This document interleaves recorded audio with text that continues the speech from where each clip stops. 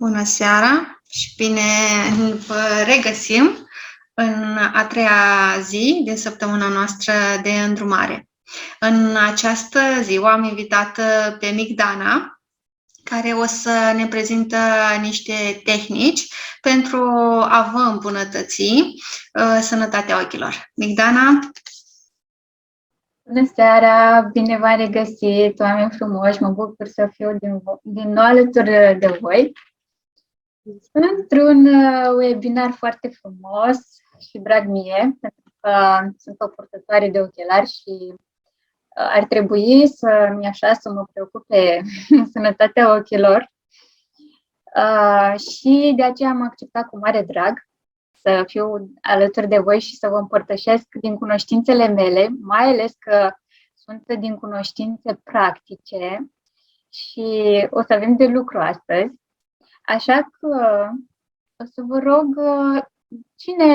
dacă aș dori să vă deschideți camerele, pentru că toți suntem la un webinar despre vedere, ca să ne și vedem. Și vom face și câteva exerciții. Și să-mi spuneți care dintre voi dorește să-și îmbunătățească vederea. Există cineva printre noi? Sau mă adresez purtătorilor de ochelari? Cine dorește să nu mai poarte ochelari? Da. Și eu nu mai vreau să mai port ochelari. Port de la 6 ani ochelari și acest instrument, pentru că practic e un instrument, face parte practic din corpul meu și nu am văzut niciodată posibilitatea ca eu să mă detașez de el, de această parte a corpului meu. Întotdeauna am crezut că, da, ochelarii sunt aici pentru totdeauna. Dar uite că ochelarii pot fi îndepărtați, pentru că dacă îți schimbi optica de vedere, că aici e de lucru, cu optica de vedere, se poate rezolva și acest lucru. Și, bineînțeles, e de muncit și e de practicat și de antrenat. Dar dacă crezi, putem reuși. Și putem reuși împreună cu toți. Bun. Haideți să dau drumul la prezentare și să vă povestesc câteva lucruri. Imediat.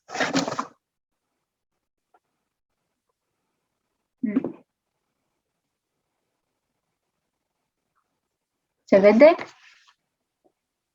Acum se vede dacă dau, Sorina? Dacă dau un... Dă F5 să vedem dacă se vede întreg, că se vede tot așa jumătate. F5? Uh-huh. Da, acum am dat F5. Stai un pic că mai durează la noi până să... se vede tot micuț, știi? Hai să mai dă o dată. Acum era. Asta e cu tehnologia. Ia să mai dau o dată aici, F5 la mine. Așa. Și să văd când dau F.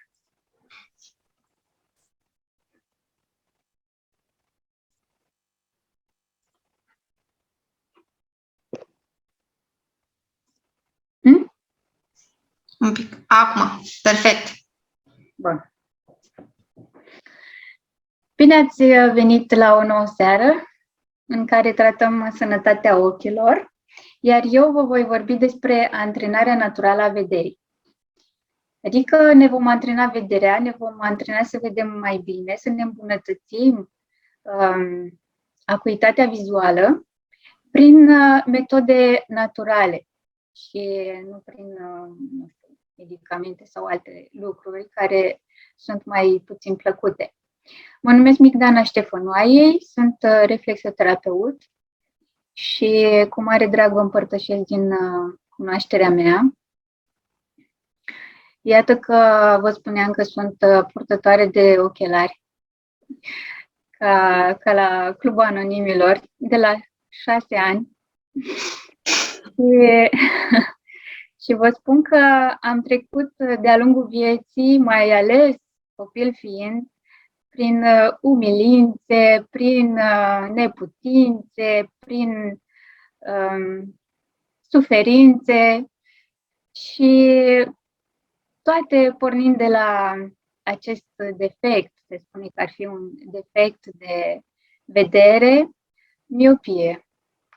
Părinții mei m-au dus la spital, mi-au turnat medicii atropină, multe alte investigații până am primit minunata pereche de ochelari de care nu m-am mai despărțit nici în ziua de astăzi.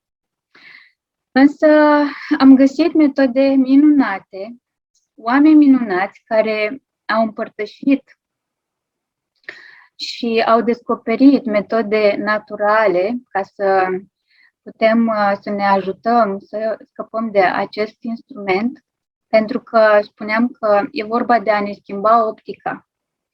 Și așa cum cineva poartă o proteză la picior pentru a-l ajuta să meargă și prin antrenament, mișcare, prin exerciții, poate să înlăture acea proteză și să meargă, așa și noi putem, purtători de ochelari, și chiar mă adresez și celor care nu poartă ochelari, își pot îmbunătăți vederea și menține o vedere sănătoasă.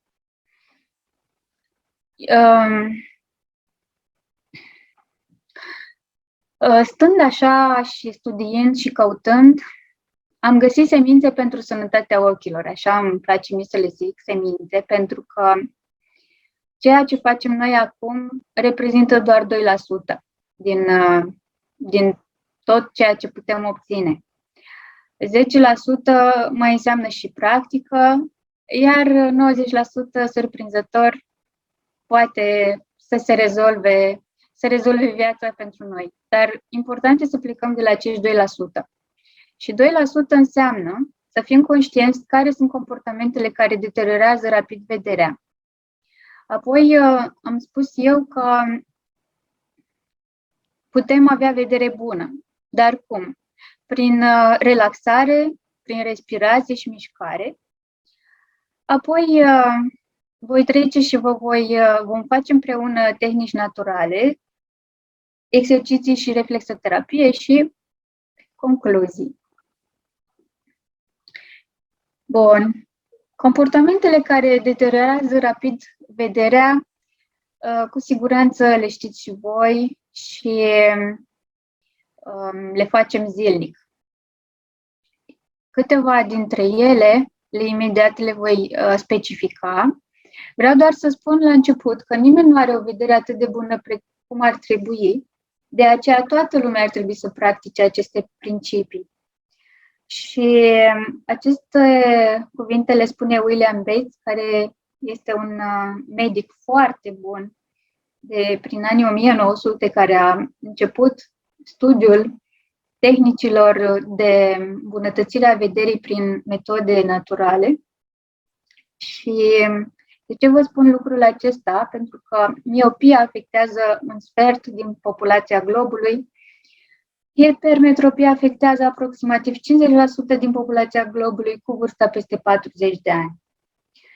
Și e în continuă creștere. Sunt niște cifre alarmante care ar trebui să ne pună pe gânduri și să ne întoarcem puțin la a ne observa ce facem, la a ne observa cum facem și la a ne observa cum gândim, în primul rând, pentru că vederea are legătură foarte mare și cu gândirea.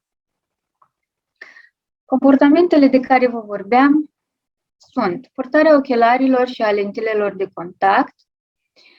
Acest lucru îl voi trata în slide-urile următoare, ce înseamnă purtarea ochelarilor. Cititul în condiții necorespunzătoare, utilizarea calculatorului, lipsa nutrienților corespunzători, efortul excesiv de a vedea și lipsa exersării vederii.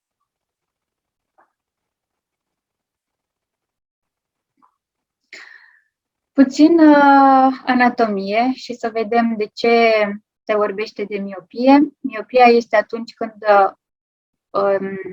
refracția luminii cade înainte de retină, deci aici, și obiectele din depărtare nu se văd clar.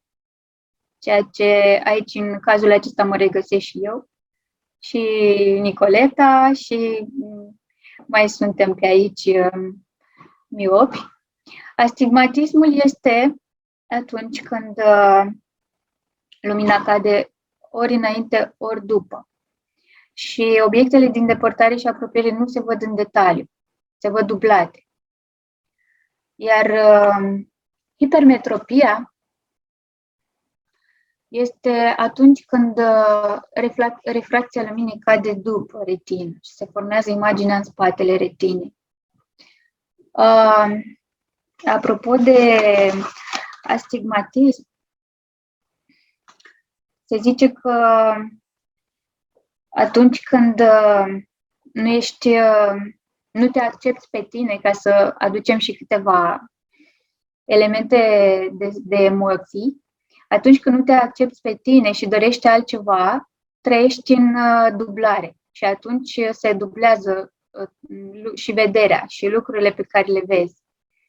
Da, deci e vorba, iată că și despre acceptare și nu numai. La miopie este atunci când este frică de viitor și la hipermetropie despre trecut. Dar despre toate acestea regăsiți în prezentarea de ieri a Nicoletei, foarte, foarte bună, care v-a adus la cunoștință toate lucrurile acestea emoționale și NMG și soluții. Eu voi merge mai departe și vă voi spune că principala cauza a vederii slăbite este funcționarea defectuoasă a mușchilor ochilor, deoarece sistemul muscular focalizează ochii în așa fel încât imaginea care trece prin lentila ochilor să fie proiectată pe retină. Problemele mușchilor oculari conduc la contractarea insuficientă sau excesivă a globului ocular. Lentila este deformată și focalizarea este distorsionată, deci nu mai vezi clar, ca aici în imagine. Lentilele de contact și ochelarii nu ajută. Aceștia relaxează mușchii oculari, ceea ce duce la deformarea lor și doar amplifică problema. La fel și operațiile, pentru că au fost la mare modă operații LASIK, LASIK și așa mai departe. Eram și eu pe punctul de a face această operație, însă o doamnă a venit și m-a avertizat că a făcut această operație și nu i-a fost bine și, dimpotrivă, i-a accentuat problema. Așadar, cel mai sigur și la îndemână sunt aceste tehnici, metode naturale de a ne îmbunătăți vederea și a mai da jos din dioptrii. Bun. Aici avem mai în detaliu explicat ce înseamnă ochiul și anatomia ochiului. Este important să știi că ochii au un sistem intern de lentile biologice. Au rolul de a focaliza imaginea pe retină pentru ca tu să vezi clar. Purtatul lentilelor corectoare sub formă de ochelari de vedere sau lentile de contact diminuează în timp capacitatea ochilor de a focaliza imaginea corect pe retină. Iar asta înseamnă că vederea ta se slăbește, iar dioptriile îți vor crește.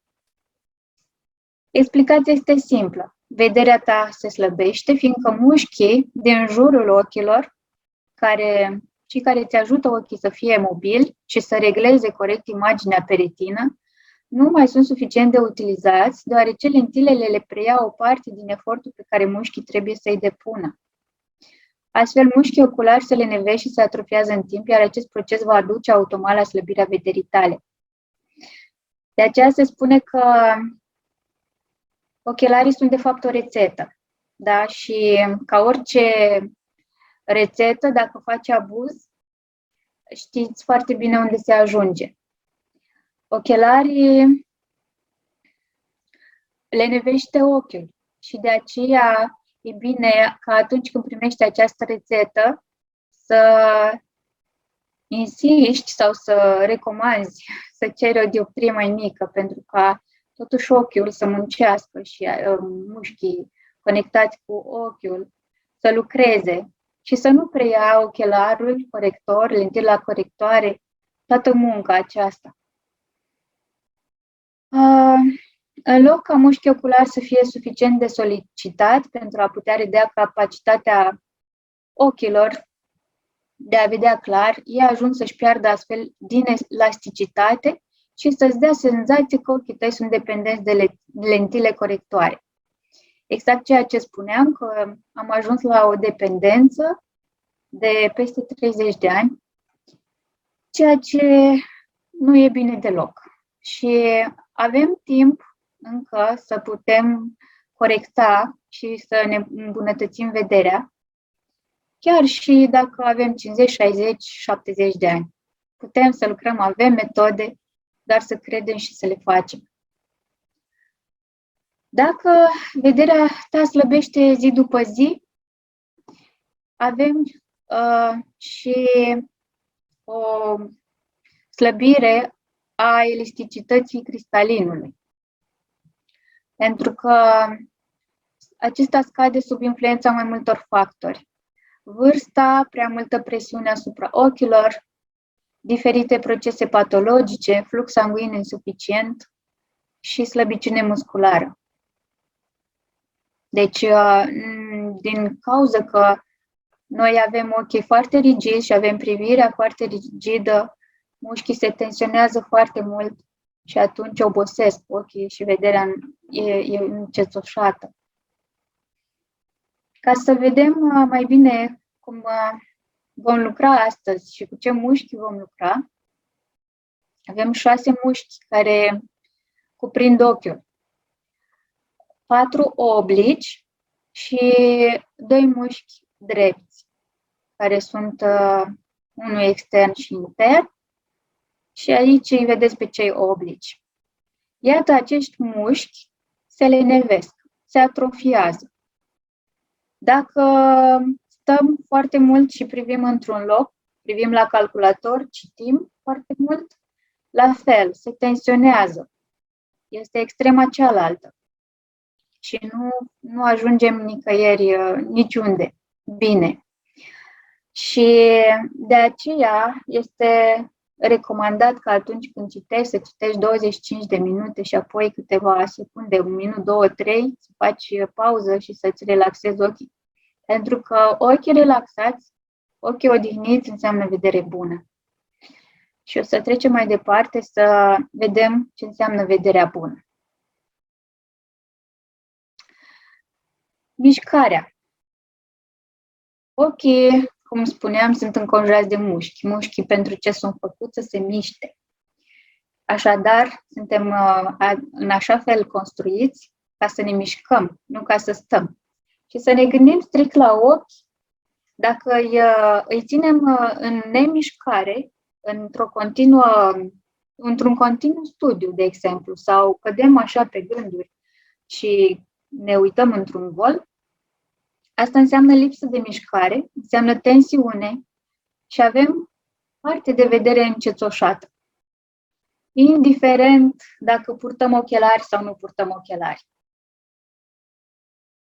Pe de altă parte, mișcarea, spuneam, dacă ne gândim cum mișcăm corpul nostru și când facem mișcare, facem treabă, facem plimbare, alergăm, facem sport, da? Vine totodată această mișcare care este naturală, vine și relaxarea. Și odată cu relaxarea vine odihna și vedere clară. Și o să vă rog să vedem cum stăm cu această vedere clară, cum stăm cu claritate. Și ne vom verifica acum odihna și flexibilitatea. O să vă rog, dacă aveți la îndemână un pix și o foaie, ca să vă puteți nota, pentru că vom face niște lucruri practice. Și vă recomand să le facem acum împreună ca să le și rețineți. Asta pentru cine este interesat să-și îmbunătățească vederea. Am văzut la început că s-au ridicat mânuțe și au spus că eu. Și haideți să vedem cum putem lucra cu aceste exerciții și cu aceste tehnici foarte bune.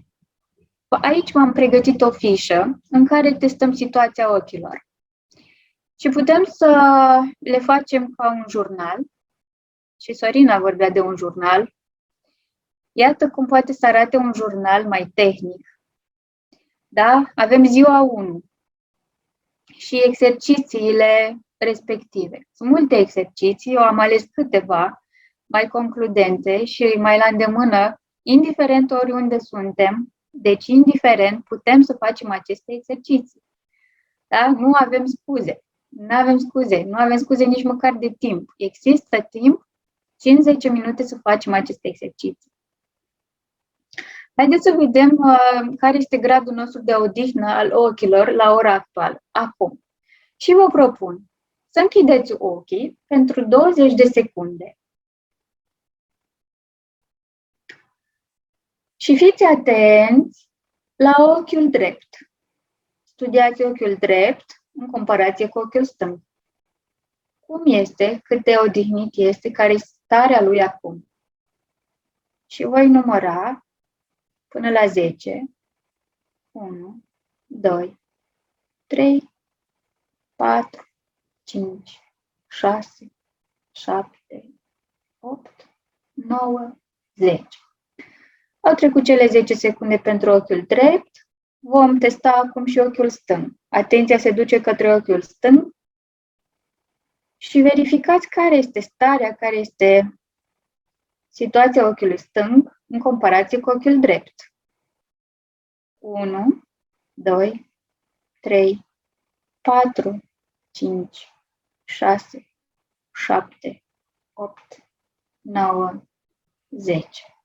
Bun.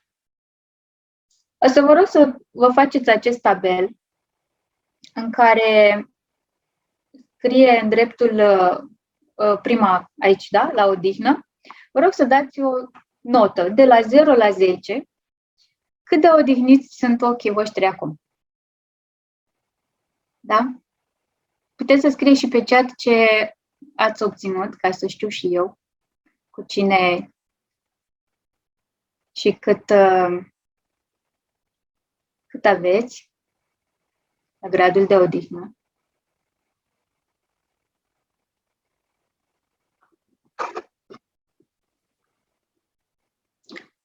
Bun. 7, 7. Bine. Mai scrie cineva cât a obținut?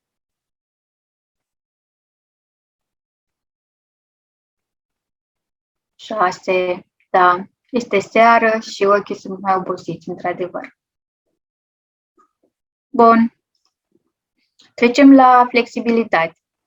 Și cum ne vom da seama dacă ochii noștri acum sunt flexibili, vom face un exercițiu care se numește triunghiul flexibilității. Și vom urmări degetul și vom duce în partea de sus, cât mai sus, fără să mișcăm. Spatele va fi drept, drept, drept, da? Vom duce ochii sus, fără să mișcăm capul, apoi stâng spre umărul stâng și apoi drept. Da? Și urmărește că în timp cât facem acest triunghi, urmărește cât de rigiditatea sau cât te ține sau nu, cât de mult îți dă voie, cât de e flexibilă această mișcare. Haideți, începem. Sus, fără să mișc capul, stâng, umărul stâng, drept. Umărul drept. Stâng, sus, umărul stâng, umărul drept. Bun, acum faceți din nou cât mai sus, stâng, cât mai mult puteți observa câmpul vizual în partea stângă și partea dreaptă. Și sus iar. Și acum vă rog să dați o notă cum v-ați găsit ochii la flexibilitate.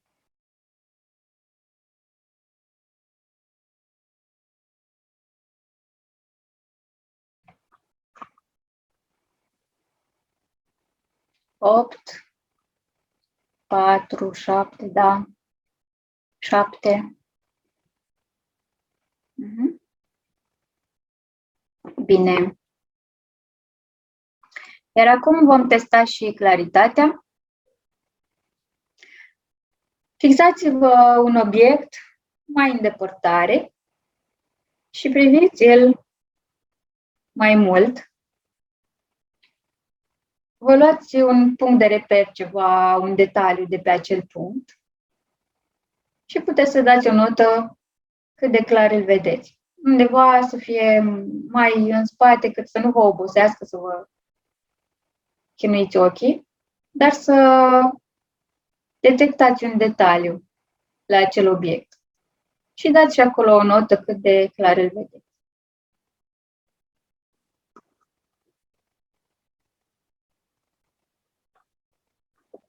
Și aștept și pe chat să-mi scrieți.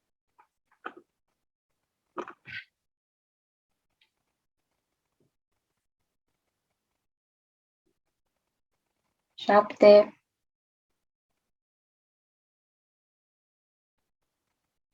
7. Așa.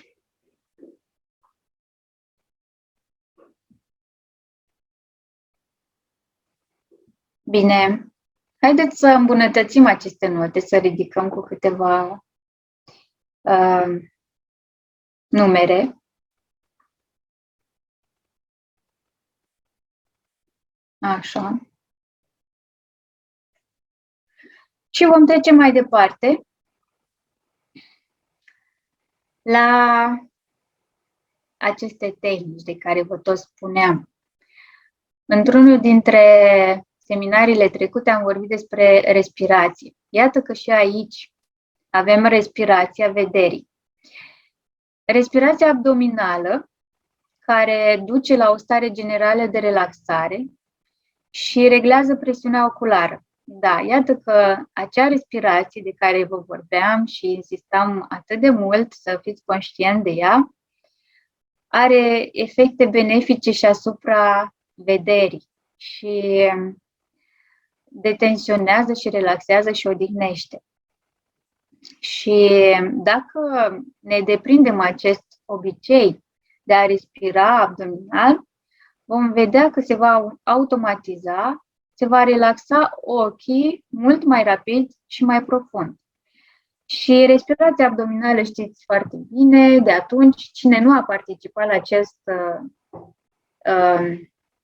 seminar, se pune mâna dreaptă pe piept și mâna stângă, spatele drept și când inspirăm, mărim abdomenul spre exterior și când expirăm, retragem abdomenul și diafragma se împinge în sus. Deci totul se mișcă, doar mâna stângă se mișcă, iar mâna dreaptă rămâne nemișcată. Acest exercițiu putem să practicăm 3-5 minute pe zi. Putem să stăm și în poziție culcat pentru a ajunge să relaxăm și profund vederea. Bun, haideți să facem un pic un alt exercițiu, să facem palming. Palmingul este un exercițiu de energizare. Se freacă intens palmele până se înfierbântă. Bine, bine, bine, bine.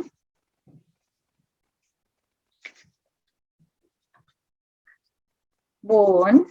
Și acoperim ochii ca în imagine, da? În așa fel încât să nu mai vină nici un firicel de lumină.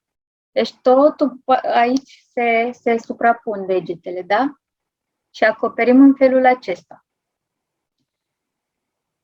Bun, eu o să vă ghidez în acest exercițiu.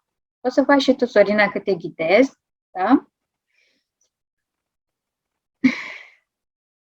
Apoi relaxează mușchii oculari, relaxează gândurile și spune-i minții că vei reveni peste 1 minut, 2. Acum vizualizează acest întuneric care e mai profund ca o catifea neagră. Ai tendința să vezi în depărtare, dar aduci privirea în spatele pleoapelor și rămâi acolo în întuneric. Acum simte energia palmelor cum intră în ochi.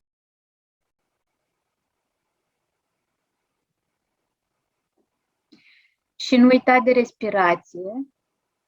Respiră calm și adânc în timpul acestui exercițiu.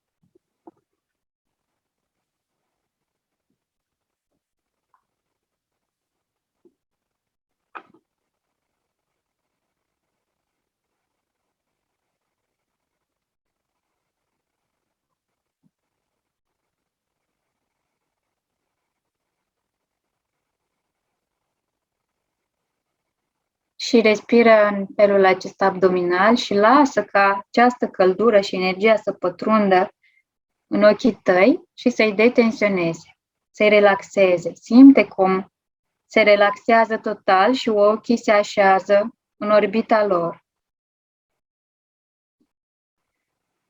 Și ușor, ușor putem să luăm mâinile. A durat foarte puțin. Măcar 5 minute pe zi puteți să faceți acest exercițiu. Cum vi s-a părut?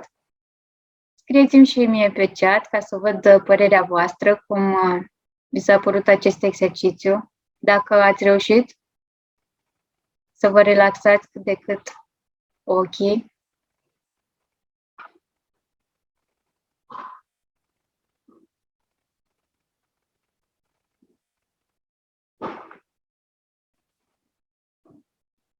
Interesant. Și ce ai simțit, Sorina? Relaxant. S-au relaxat și gândurile, așa este. Așa este. Căldură, da. Este un exercițiu foarte ușor în care putem să ne relaxăm și mintea și gândurile și spiritul și sufletul și emoții și tot. Punem pe pauză pentru că este un exercițiu foarte, foarte, foarte eficient. Bun. Haideți să facem un pic de gimnastică și o să vă zic câteva lucruri despre acest nerv occipital care trece prin mijlocul triunghiului occipital și enervează pielea capului și zonele de lângă urechi. Atunci când mușchii gâtului se strâng, în special mușchii occipitali la baza craniului, care îi vedeți aici jos, apare o iritație a nervului occipital, o durere de cap. Musculatura încordată și iritarea nervilor poate face chiar și cea mai fericită persoană nefericită. Beneficiile unui masaj terapeutic, în acest caz, sunt renumite pentru relaxarea mușchilor, creșterea fluxului sanguin și reducerea stresului. Deci, haideți la treabă. Vedeți aici că vă arată linia de creștere a părului. Da? Linia aici. Identificați, vă rog, linia de creștere a părului. Da? Și vom merge pe lângă această linie și vom coborî înspre gât, în jos. Da, acesta este mușchiul și coborâm așa. Nu știu cum să vă arăt. Mă întorc așa ca să vă arăt. Da? Avem aici și coborâm și facem această mișcare în jos. Și încă o dată. Și haideți să ne relaxăm și partea aceasta a cefei. Cu siguranță o faceți involuntar, cu siguranță vă cere de multe ori partea cervicală să o ajutați, să o detenționați. Însă acum o vom face în mod conștient și ca exercițiu, ca să știți ce efecte și beneficii are acest exercițiu al masajului mușchilor occipitali. Avem aici 2 puncte, da, în zona aceasta, Aici putem să apăsăm aceste puncte și la fel să mergem în jos.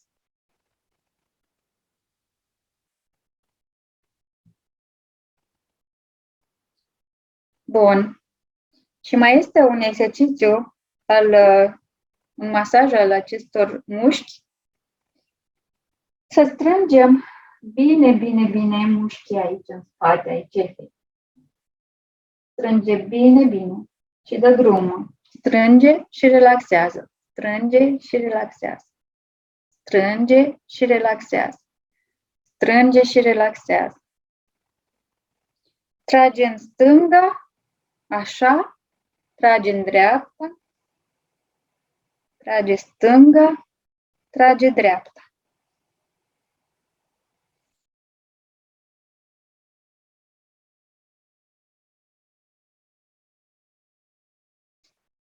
Bun. Haideți să facem și câteva rotiri de gât. Rotim bărbia în piept, rotim către dreapta,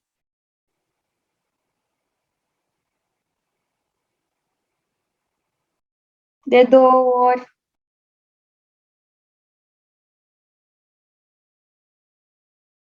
Ridicăm capul, bărbia din piept, coborăm din nou și rotăm către stânga.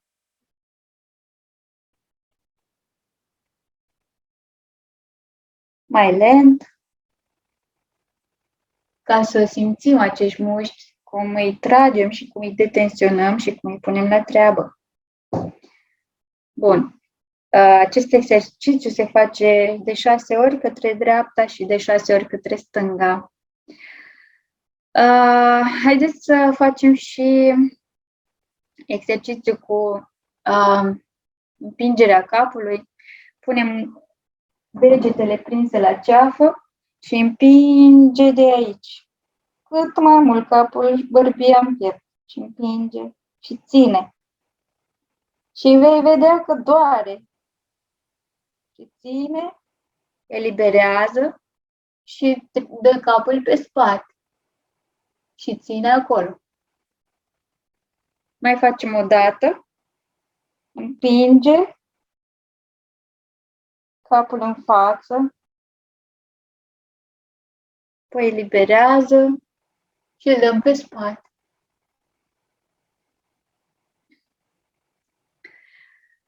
Tragem și în stânga și în laterale, punem mâna într-o parte și spatele drept, menținem spatele drept și trage către stânga.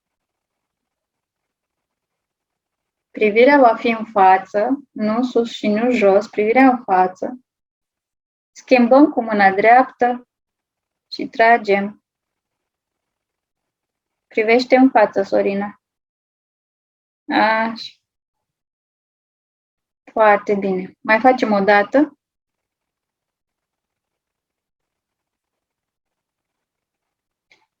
Și schimbăm. Și acum o să fricționăm scalpul. Și ce facem prin fricționare? Irigăm și mai mult. Prin îmbunătățirea circulației sanguine, trimitem și mai mult sânge și îmbunătățim circulația. Și frunte și tâmple și în fața urechilor, ca și cum am spălat capul, dar mișcăm scalpul. Bun. Și haideți să facem și un exercițiu de balans în picioare. Acum nu știu dacă o să mă vedeți. Dacă o să îl arăt bine, dacă nu. Deci vom balansa de pe un picior pe altul, așa, și ne vom îndrepta privirea în dreapta. Când ne balansăm către dreapta, privirea în stânga, când ne balansăm către stânga.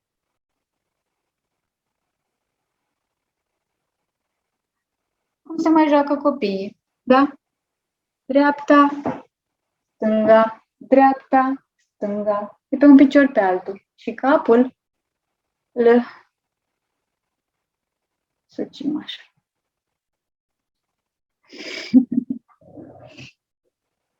Ia, uite, avem și copilași care fac bravo! Bravo acolo! Echipă! Bravo, echipă! Foarte bine! Haideți să mai facem un exercițiu cu clipitul. Bun, ne așezăm iar cu spatele drept. Vom închide ochii strânși, numărăm până la 5, apoi relaxăm, rămânem cu ochii închiși și relaxăm, apoi vom deschide brusc și vom deschide ochii mari, numărăm până la 5, apoi îi lăsăm deschiși, relaxați. Haideți! Închidem ochii. Strâns, tare. 1, 2, 3, 4, 5. Păstrăm ochii închiși și îi relaxăm. Deschidem ochii mari. 1, 2, 3, 4, 5. Apoi relaxăm. Încă o dată. Închide ochii. 1, 2, 3, 4, 5. Strâns. Relaxăm. Deschide ochii mari. 1, 2, 3, 4, 5. Relaxăm. Încă o dată. Strâns, tare. 1, 2, 3, 4, 5.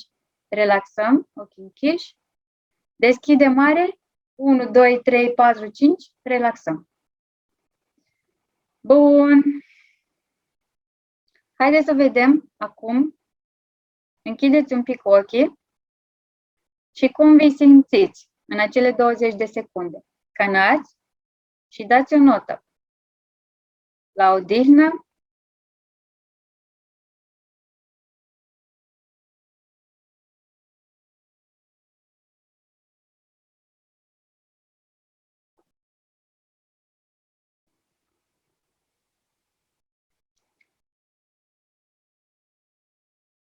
Dați nota la odihnă. Bun. La Nicoleta a mai crescut cu un punct. Sau nu? Da, a mai crescut cu un punct. Bravo. Voi să vă scrieți acolo pe foicică ca să vedeți cum se resimt aceste exerciții.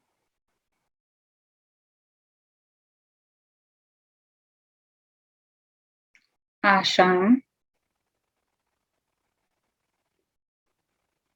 Bine. Bravo, Lavinia. Haideți să facem și triunghiul. Spatele drept. Privește sus. Stânga, în lateral, cât mai departe și dreapta, în lateral, cât mai departe. Iar privește sus, stânga, dreapta. Sus, stânga, dreapta, sus. Și acum dă o notă. Cât de flexibili sunt acum ochii tăi față de testul anterior?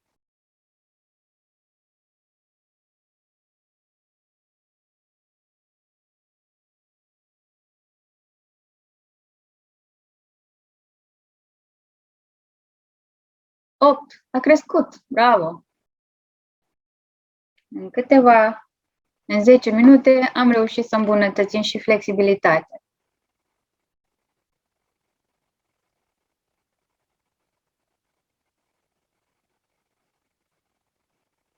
Bine. Aici mai avem niște exerciții pentru flexibilitate. Cine dorește să le facă, noi acum nu o să mai facem exerciții, pentru că am făcut un mic demo. Dar avem exercițiul de privit în interior. Haideți să-l facem pe acesta, că e drăguț. Deci privim degetul pe vârful nasului. Pune degetul pe vârful nasului și vezi vârful nasului. Și urcă sus până aici la fund. Și privește degetul. Apoi coboară ca și cum ai mângâia. Și până în vârful nasului și depărtează ușor. Și apoi îl aduci înapoi. Și treci din nou vârful nasului, ușor, sus. Asta e un exercițiu de centrare. Mângâi vârful nasului înapoi și depărtez. Deja și eu simt mult mai flexibili ochii, deci clar exercițiile anterioare și-au avut efect. Apoi avem exercițiul de privi stânga-dreapta, stânga-dreapta, stânga-dreapta. Exercițiul de sus, jos, sus, jos, sus, jos. Rotiri către dreapta, rotiri către stânga. Și apoi facem evantaiul, sus, jos și cu privirea în jos, oblic și acesta cu vârful nasului care l-am făcut.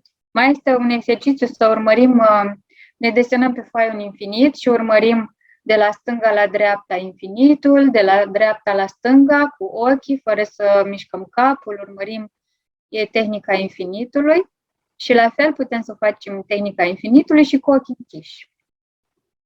Tehnica triunghiului deja ați făcut-o când am făcut testul, este și un exercițiu. Este un exercițiu mult mai complex, se face și cu fiecare ochi, poți să te duci în stânga sus, apoi la nas, apoi la colțul ochiului și invers și la fiecare ochi, apoi mărești vizual, câmpul vizual. Bun. Mergem mai departe și să vă spun și câteva lucruri despre punctele pe care le putem presa ca să ne îmbunătățim vederea. Avem aici un punct foarte frumos, sunt denumiri din medicina tradițională, bambu și îngrămadă. Acesta este punctul aici, da? La colțul ochiului. Foarte interesant acest punct, vă rog să îl ciupiți, să-l simțiți și să rotiți în sensul acelor de ceasornic. Da? Îl ciupiți și să rotiți cât se poate. Așa. Apoi invers.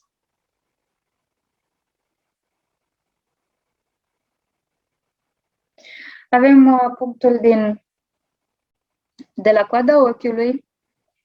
Aici se face, depinde dacă e obosit, facem încărcare. Dacă este foarte tensionat, facem dispersie. Da? În încărcare se face în sensul acelor de ceasornic și dispersia se face în invers. Depinde cum simți.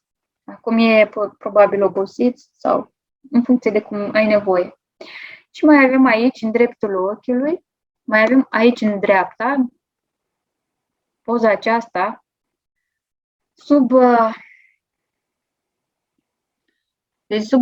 pe arcadă este un punct la mijlocul ochiului, apăsăm și vom simți că puțin doare. Coborâm cu un deget mai jos și mai jos până ajungem în dreptul ripei nasului, da, aici la baza nasului. 3 puncte foarte valoroase de la arcadă. Doar puteți să le presați, atât. Nu trebuie să le învârtiți în niciun fel, doar să le presați. Și fac foarte bine. Mai avem aici mlaștina vânturilor, punctulețele care deja vi le-am arătat, la fel. E bine să le masați în sensul acelor de ceasornic. Și mai avem aici la ureche. Da, să presăm și aici sus. Și lobul urechii, foarte bun. Punctul acesta e foarte bun. Involuntar ne jucăm cu lobul urechii când corpul cere, pentru că ne cere detensionare. Mai departe, reflexoterapia. Sunt puncte reflexe în talpă ale ochilor și în palme. La picioare avem ochiul drept, se reflectă la piciorul stâng. Și ochiul stâng se referă la este la piciorul drept. Da?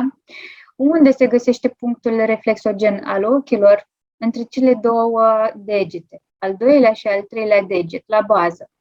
Și aici îl apăsăm și îl rotim către interior. Sau, da. Mai avem și celelalte puncte al capului, degetul mare și plexul solar.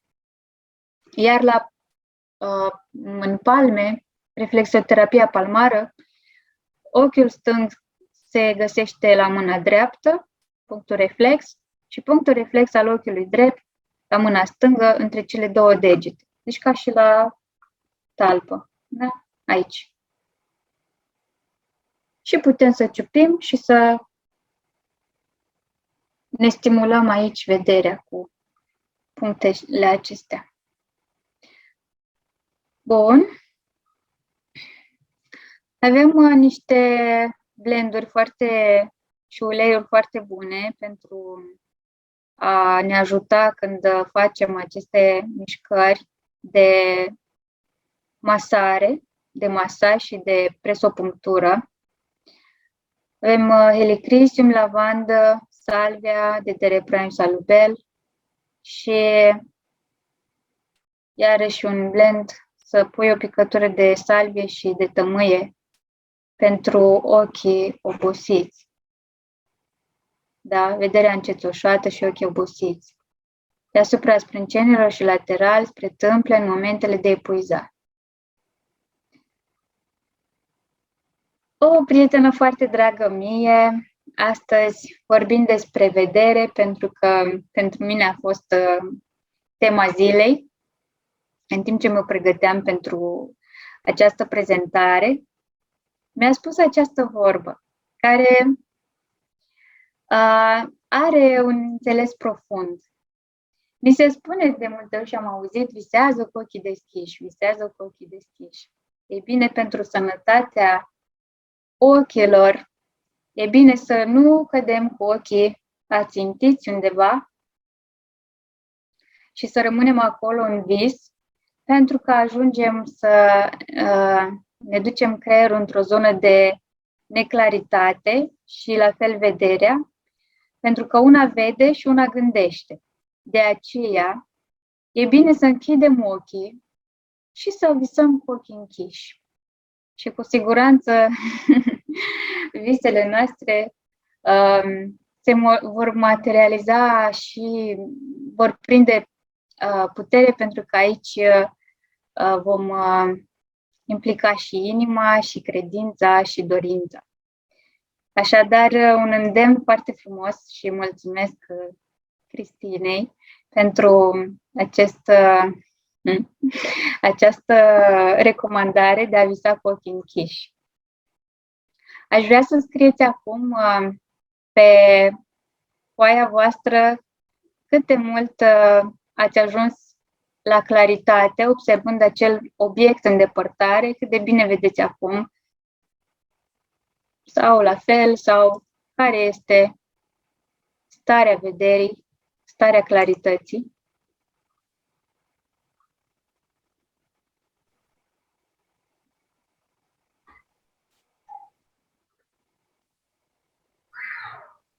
Opt. Deci după ce ne-am jucat așa un pic, să înțeleg că s-a îmbunătățit cu număr. Da, s-a îmbunătățit cu număr. Eu zic că a meritat toată această joacă, dar nu este o joacă, este o treabă serioasă. Și, cum spuneam, în prima dată trebuie să crezi că aceste metode dau rezultate și nu mai rămâne decât să le pui în practică. Și apoi ne auzim la un alt seminar și la o altă prezentare cu rezultatele voastre. Am folosit informații din cartea foarte frumoasă și foarte utilă a lui Flavius Țurcanu, Renunță la ochelari, și a lui Leo Angar, Să ne îmbunătățim vederea în mod natural, despre presupunctură din Sabin Ivan și Ann Gilders despre reflexoterapie. Mai departe, eu vă zic mulțumesc și aștept întrebările voastre și feedback-ul vostru, cum vi s-a părut aceste exerciții și dacă le veți face, le veți pune în practică.